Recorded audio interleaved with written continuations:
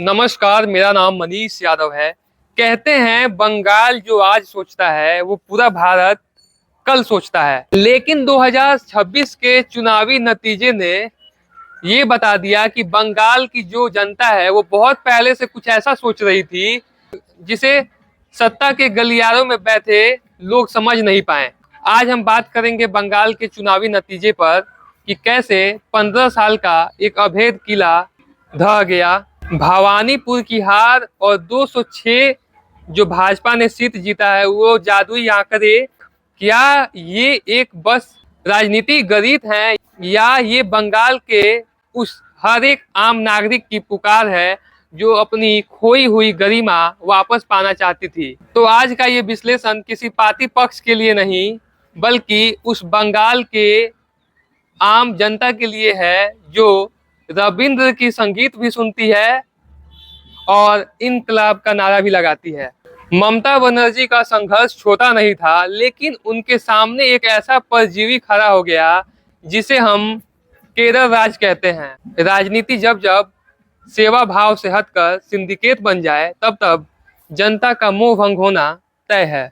हुगली के किनारे पढ़ा लिखा हुआ युवा जो बैठकर हाथ में डिग्री लेकर इंतजार कर रहा था कि हमारी इस बार नौकरी लगेगी या हम अपने योग्यता के आधार पर नौकरी करेंगे, लेकिन जब उसने देखा कि यहाँ पे नौकरियां पहुंच पर मिल रही हैं तो उसका गुस्सा एक खामोश विद्रोह में बदल गया।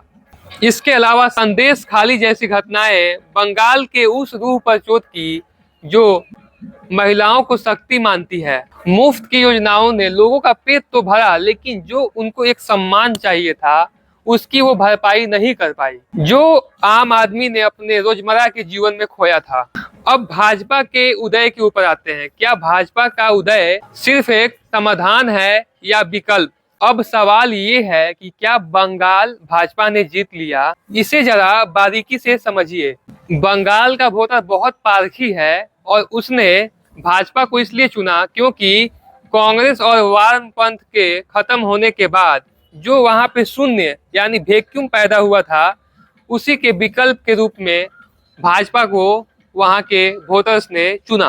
तो उसे भाजपा ने आक्रामकता और सोनार बंगला के विजन से भर दिया।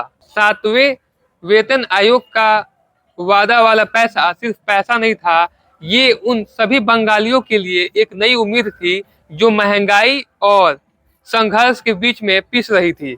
लेकिन यहाँ पे भाजपा के लिए भी एक चेतावनी है। बंगाल ने उन्हें प्यार में नहीं बल्कि बदलाव की भूख में चुना है। अगर नई सरकार ने भी वही पुरानी गलतियां दोहराई तो ये वही जनता है जो अर्श से फर्श पर लाने में समय नहीं लगाती है। चलिए अब विश्लेषण करते हैं संस्कृति और अस्तित्व की जो लड़ाई है उसके बीच।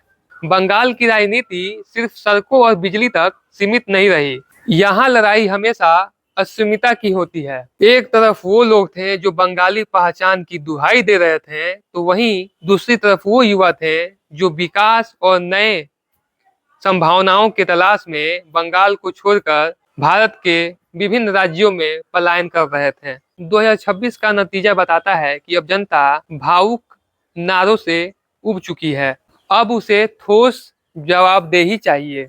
ये चुनाव उस खामोश वोटर की जीत है जिसने रैलियों में शोर नहीं मचाया बल्कि अपने वोट की ताकत को पहचाना और एक नए अध्याय की शुरुआत करने में अपनी अहम भूमिका निभाया।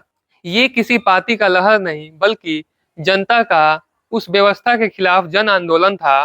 तो चलिए अब निष्कर्ष और आपके सवाल पर आते हैं। तो भाई, बंगाल में सत्ता का चेहरा बदल गया है। क्या वहां की किस्मत भी बदलेगी?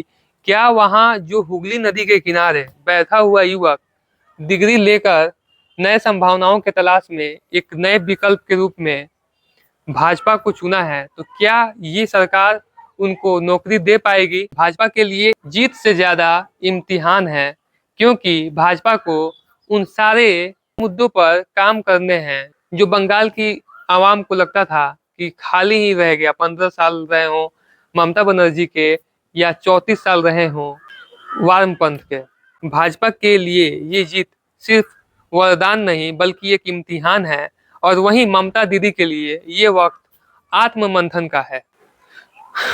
मेरा मानना है कि लोकतंत्र की यही खूबसूरती है कि यहाँ पे कोई भी अजेय नहीं है। तो दोस्तों, आपको क्या लगता है, चेहरे बदलने से क्या वहाँ पे व्यवस्थाएं बदल जाएंगी? अपनी राय बहुत शालीनता से कमेंट बॉक्स में लिखें, क्योंकि आपकी आवाज ही भारत की भविष्य तय करेगी। मैं मनीष, मिलते हैं अगले वीडियो में। इस वीडियो में कुछ कमियां रह गई हो तो वो भी कमेंट में लिखें, क्योंकि हम यहाँ पे बहस करने नहीं, संवाद स्थापित करने आए हैं। जय हिंद, जय बंगला।